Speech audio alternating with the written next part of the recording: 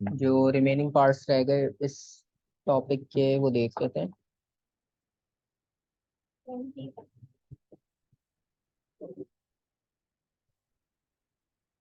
अच्छा, वो कह रहा है कि नॉर्मल ब्राइटनेस पे लैंप वर्क कर रहा है और आपने बताना है कि मीटर्स में रीडिंग क्या होगी।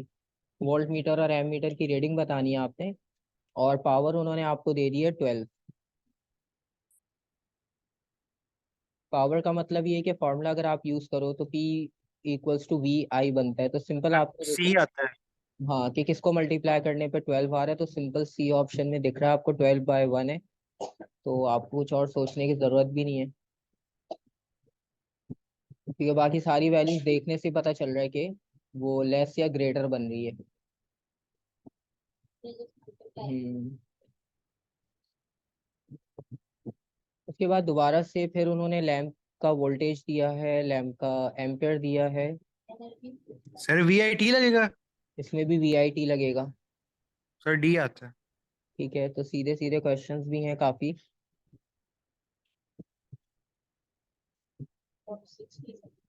हम्म।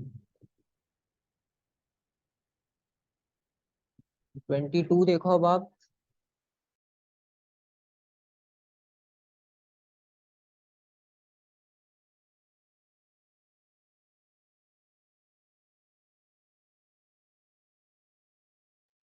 सर इसका सी होगा। अच्छा, इन्होंने आपको इलेक्ट्रिक करंट दिया है और बाकी का है कि connected to a plug and the main AC supply. तो जब हमने स्विच ऑन किया तो लाइट नहीं हुआ वो फिलामेंट लैंप। तो अब इसकी कॉजेज क्या क्या हो सकते हैं। अब आपने कहा C, the lamp only works on a DC power supply. ठीक है, और बाकी ऑप्शंस भी देख लो आप। हो सकता है कोई और ऑप्शन भी हो पॉसिबल हो। Earth wire in the plug is not connected. Earth wire safety purpose के लिए होता है, उसका कोई मेन सप्लाई से काम नहीं है। Fuse in the plug is 3 ampere.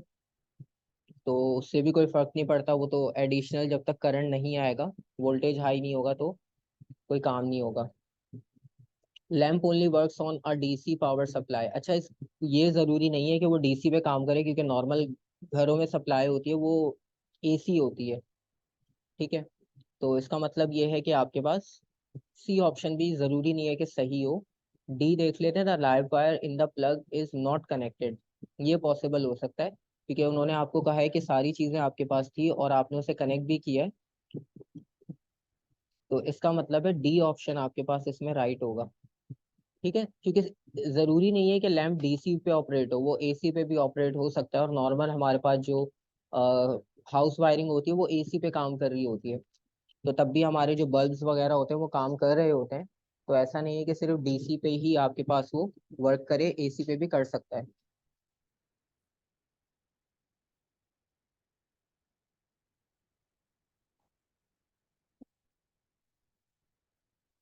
तो उसमें डी ऑप्शन होगा कि लाइव वायर हमारी सही से कनेक्ट नहीं है, इस वजह से करंट फ्लो नहीं कर रहा।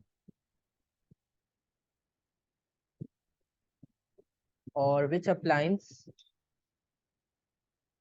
used on a 240 volt supply, voltage given है, is most likely to burn out its fuse। उन्होंने आपको पावर दी हुई है और करंट दिया हुआ है। ठीक है, तो बेसिकली अब आपने ये बताना है कि कौन सा कॉम्बिनेशन ऐसा है कि जिसकी वजह से फ्यूज आपका बर्न हो सकता है। तो बेसिकली आपने पता है क्या करना है, पावर और वोल्टेज से इलेक्ट्रिक करंट निकाल के फिर फ्यूज से कंपेयर करना है। मतलब आप फॉर्मूला वो यूज करोगे, P is equals to V I. आप P ओवर V से I कैलकुलेट करके देखोगे। आप करंट निकालो और फ्यूज से कंपेयर करो। अब जिस तरह पहला वाला पार्ट है उसमें 100 दिया हुआ है। ठीक है, तो सिर्फ वर्किंग बता रहा हूँ, बाकी आंसर आप जब तक चेक करते रहो। 100 पावर आ गई और वोल्टेज 240 है। तो करंट की वैल्यू आपके पास आ रही है यहाँ पर 0.41।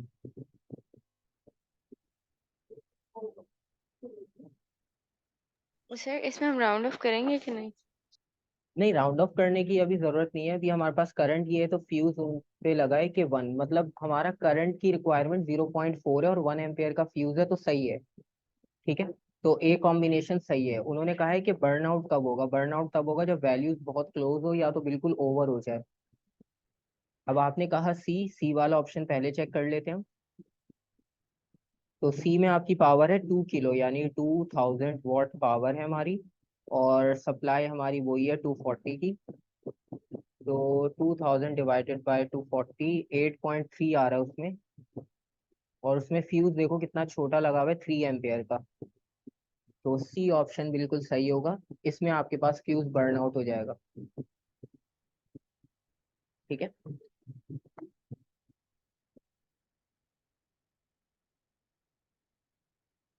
और which quantities measured in kilowatt hour, ये दोबारा से रिपीटेड है।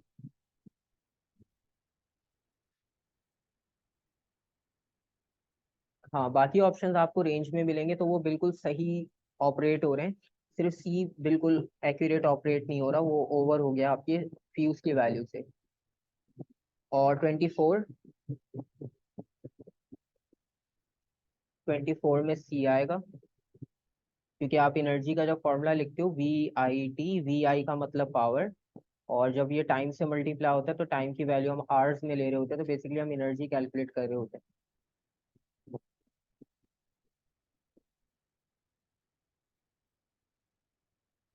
25 देखो आप।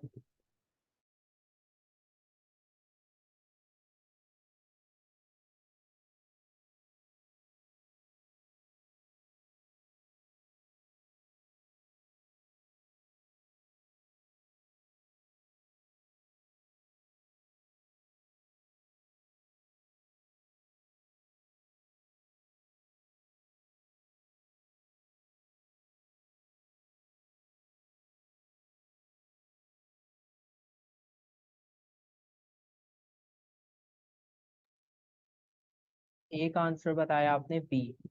वैल्यूज देख लेते हैं। फ्यूज आपके पास यहाँ पर कनेक्टेड है 5 एम्पेयर का। और करंट आपके पास फ्लो हो रहा है 4 एम्पेयर। जब हीटर बिल्कुल नॉर्मली वर्क कर रहा है।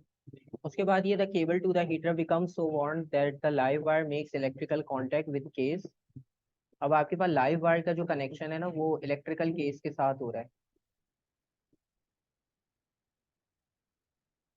इसका मतलब ये है कि लाइव वायर आपके पास कहीं से जो है वो उसकी इंसुलेशन हट गई है और वो कांटेक्ट में आ गया बॉडी के साथ, जो भी हीटर की बॉडी है।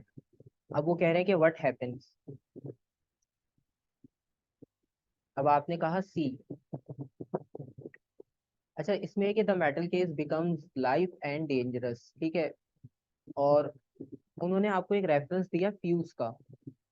तो 4 एम्पेयर हमारी रिक्वायरमेंट ही, 5 एम्पेयर का फ्यूज लगा हुआ है। इसका मतलब ये हुआ कि आप बेस्ट ऑप्शन इसमें से देखो कि बेस्ट पॉसिबिलिटी क्या हो सकती है। तो बेस्ट पॉसिबिलिटी ये होगी कि फ्यूज आपका जो है वो मेल्ट हो जाएगा, क्योंकि करंट की वैल्यू आपकी इंक्रीज हो जाएगी। ये क्वेश्चन ऊपर भी इन्होंने पूछा था दूसरे रेफरेंस से। यस। तो इसका मतलब ये कि fuse melts and switch off the circuit.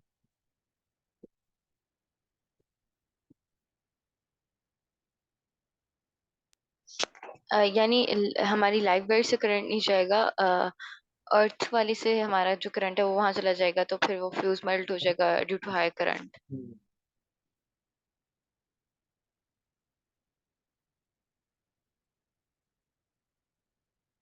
26 भी सेफ्टी प्रिकॉशन से रिलेटेड है।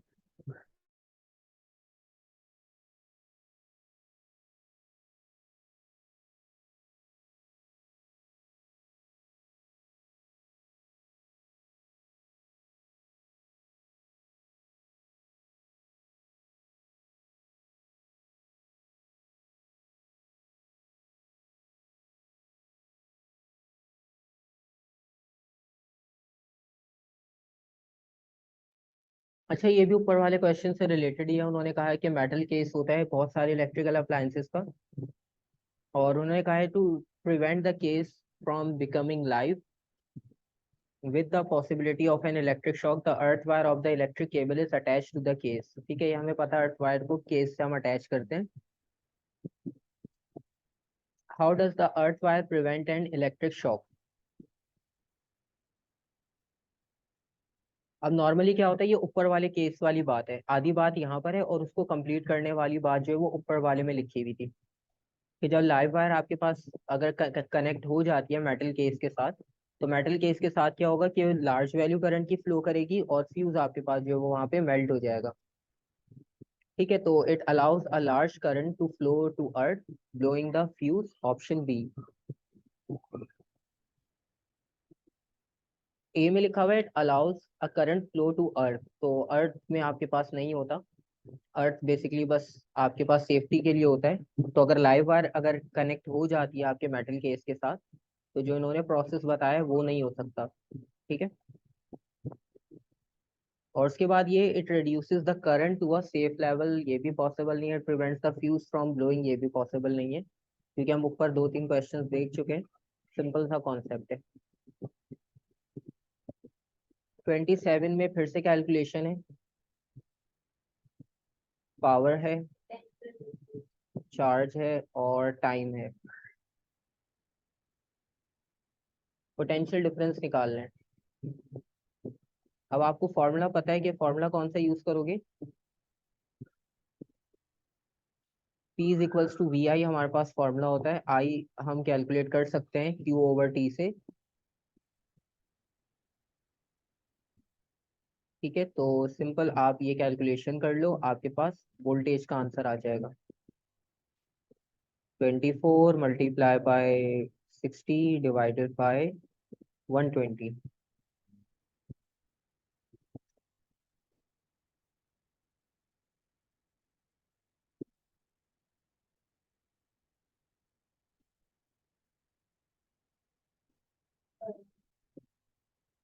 12 आंसर आ रहा है B.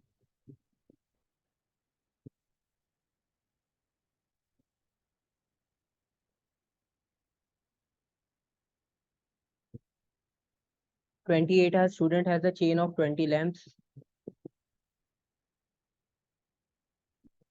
These are wired in series and connected to the mains.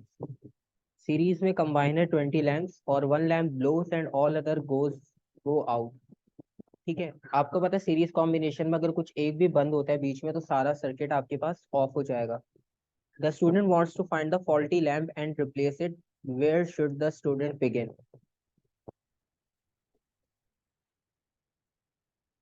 अब आपके पास प्रॉब्लम ये है कि सारे लगे हुए सीरीज में, अब सब हो गए बंद।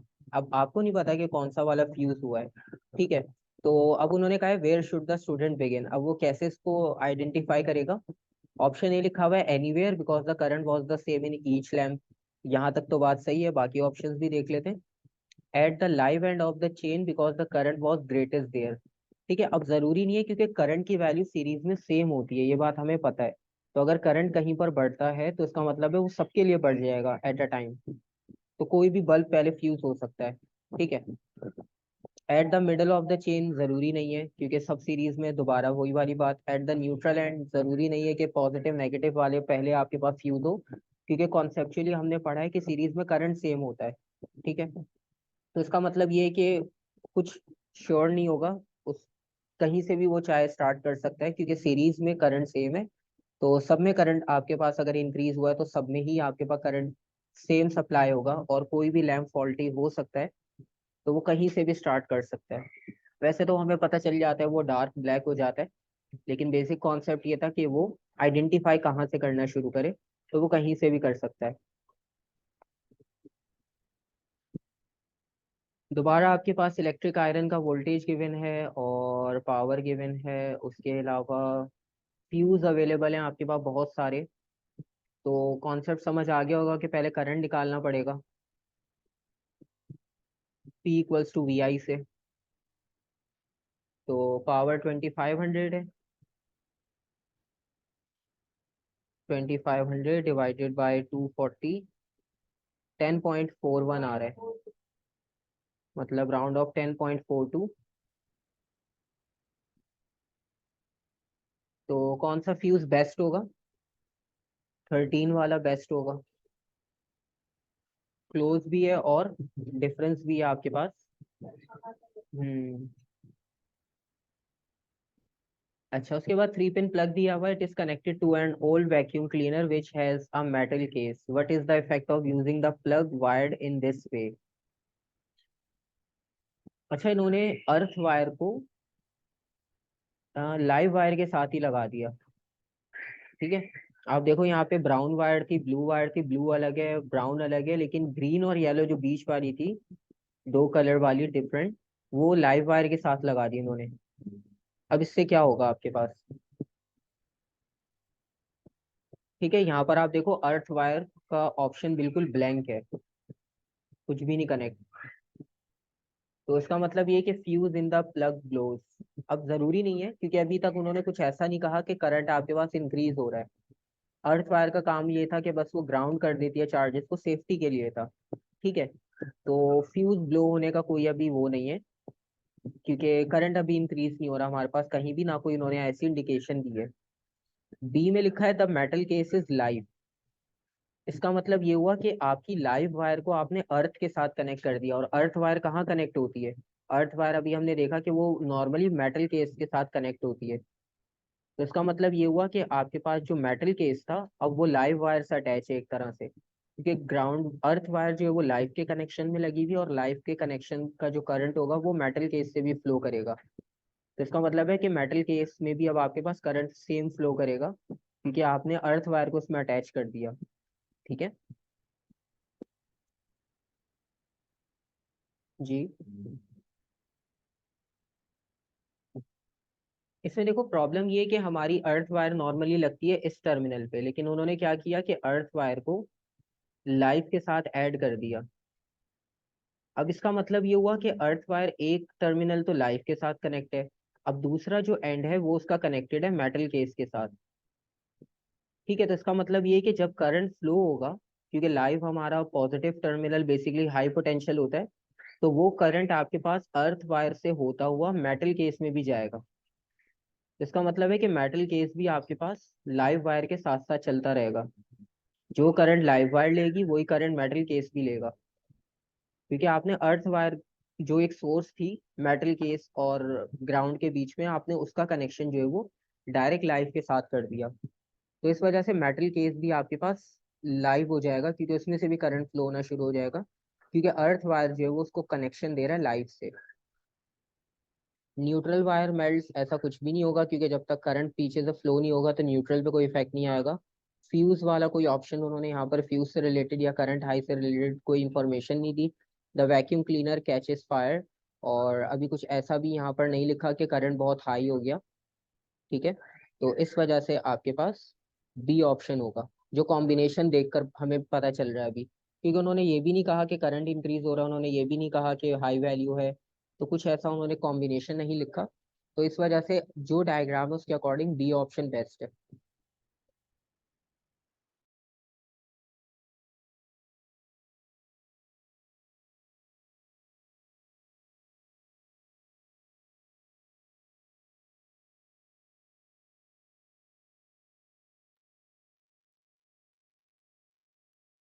क्लियर है यहाँ तो कॉन्सेप्ट।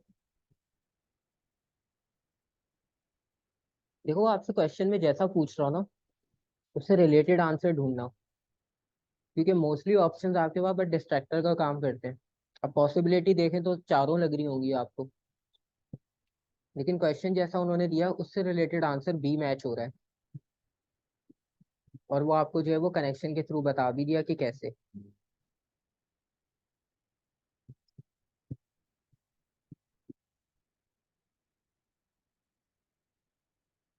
और फिर से उन्होंने 3 पिन प्लग दिया है, लाइव न्यूट्रल अर्थ को मेंशन कर दिया, और कलर्स बताने।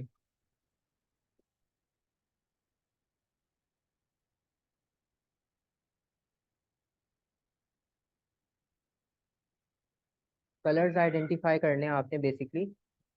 तो कौन सी वायर के लिए कौन सा कलर यूज करेंगे हम। अभी जिस तरह ऊपर भी था हमारे पास कि अर्थ वायर को जो है मल्टी कलर्स यूज कर लिया उन्होंने सिंगल की जगह, क्योंकि लाइव और न्यूट्रल के लिए हम एक ही कलर यूज करते हैं।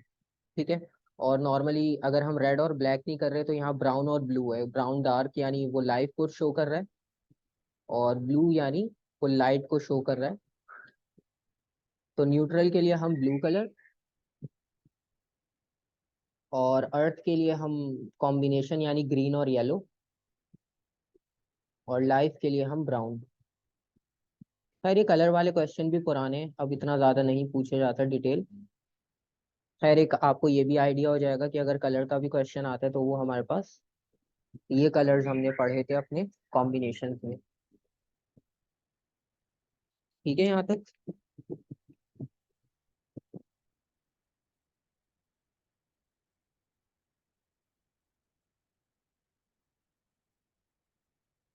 तो अब मोस्टली क्वेश्चंस आपके पास इसी तरह से हैं। 32 पे एंड करते हैं इसे हम। और ठीक है, बस 32 एंड कर लो, फिर हम बाकी कल स्टार्ट करके और इलेक्ट्रोमैग्नेटिज्म शुरू कर लेंगे। Which cost the most if operated from same main supply. किसकी कॉस्ट ज्यादा होगी?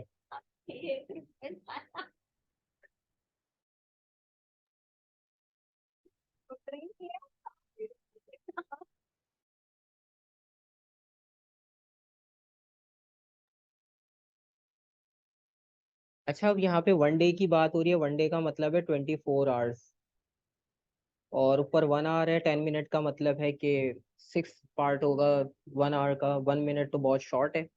तो सबसे ज़्यादा जो कॉस्ट होगी वो 100 वॉट लैम्प की आएगी, क्योंकि हम कॉस्ट में आपको पता है किलो वॉट आवर करते हैं। तो उस हिसाब से जो है वो टाइम हमारा सबसे ज़्यादा जो है वो लैम्प कंज्यूम कर रहा है। ठीक है, तो एनर्जी सबसे ज़्यादा हमारी जो है वो लैम्प कंज्यूम करेगा, क्योंकि उसमें टाइम बहुत ज़्यादा है, और बाकी सब में मिनट्स और। सर लेकिन इसमें पावर बहुत कम नहीं है सबसे? लेकिन आप किलो वॉट आवर से कैलकुलेट करके देखो, आपको सबके आंसर्स मिल जाएंगे। क्योंकि अगर आप इसको करते हो सिंपल, अब आपके पास पावर जो है वो 5000 है, लेकिन टाइम 1 मिनट है। इसको आवर्स में कन्वर्ट करोगे तो आप इसे डिवाइड बाय 60 करके सॉल्व करोगे, इसे भी डिवाइड बाय 60। ये तो सिंपल 1 है, वो 24 है। सबकी वैल्यूज आप चेक कर लो जिस तरह हम फर्स्ट वाले की चेक करते हैं।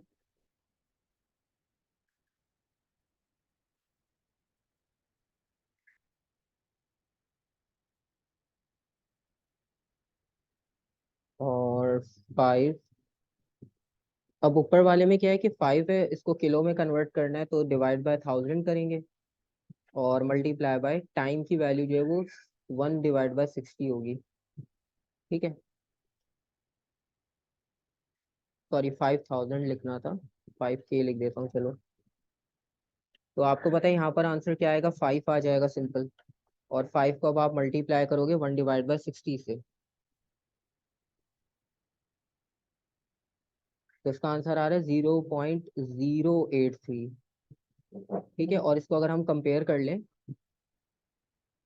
डी ऑप्शन से, ठीक है, तो डी ऑप्शन में आपके पास एनर्जी 100 है, डिवाइड बाय 1000 करेंगे और मल्टीप्लाई बाय 24 करेंगे, तो 100 डिवाइड बाय 1000 हो जाएगा, मल्टीप्लाई बाय 24 2.4।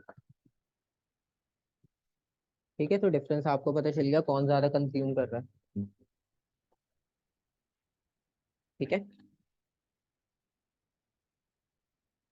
तो ये हमारे पास क्वेश्चंस थे प्रैक्टिकल इलेक्ट्रिसिटी के। बाकी फिर कल इलेक्ट्रोमैग्नेटिज्म स्टार्ट करेंगे, फिर हमारा ये सेक्शन कंप्लीट हो जाएगा। न्यूक्लियर और स्पेस को भी हम 2 दिन में एंड कर लेंगे, और फिर हमारे पास जो है वो ईयरली के लिए टाइम काफ़ी होगा। ठीक है,